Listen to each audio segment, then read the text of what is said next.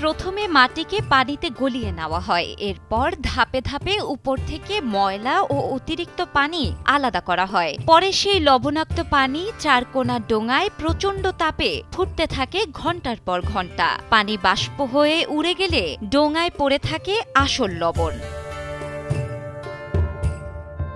এভাবেই তৈরি হচ্ছে স্বাস্থ্যকর লবণ, যা বিক্রি হয়ে যায় নিকটস্থ ফ্যাক্টরিতে। সেখানে মেশানো হয় আয়োডিন, প্যাকেটজাত করে পাঠানো হয় বাজারে।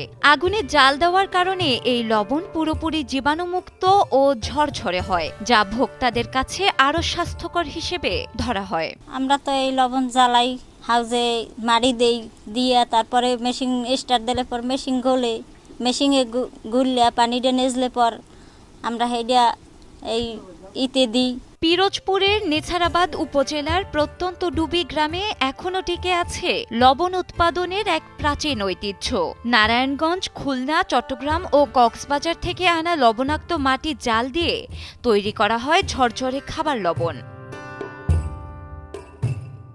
স্থানীয়দের দাবি, অনেক নামকরা কোম্পানি কেমিক্যাল ব্যবহার করে জীবাণুমুক্ত করার চেষ্টা করে, অথচ ডুবি গ্রামের মানুষ এখনো ধরে রেখেছে 100 বছরের পুরনো পদ্ধতি। প্রচণ্ড গরমে 14 ঘন্টা টানা চুল্লির সামনে বসে কাজ করতে হয় তাদের।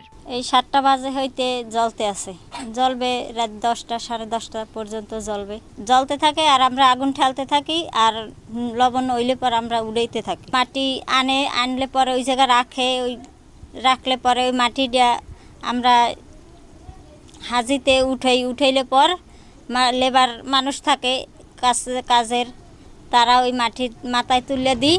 এবার হেরা নিয়ে হাউজে হালাইলে পর মেশিন স্টার্ট দিয়ে পানি ওইতে থাকে আর মাটি আমরা দিতে থাকি। প্রায় 60 বছর আগে শুরু হওয়া এই লবণ উৎপাদনের পেশা আজও ধরে রেখেছেন গ্রামের 50 থেকে 60টি পরিবার। এ যেন আগুনের ভাঁজে ঘামে ভেজা হাতের পরিশ্রমে টিকে থাকা লবণের ঐতিহ্য।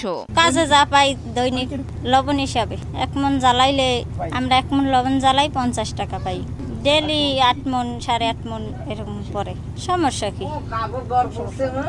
আগুনের চুল্লিতে ঘামের বিনিময়ে ঝরঝরে লবণ। ডুবি গ্রামের আগুনে টিকে আছে এই স্বাস্থ্যকর লবণের ঐতিহ্য।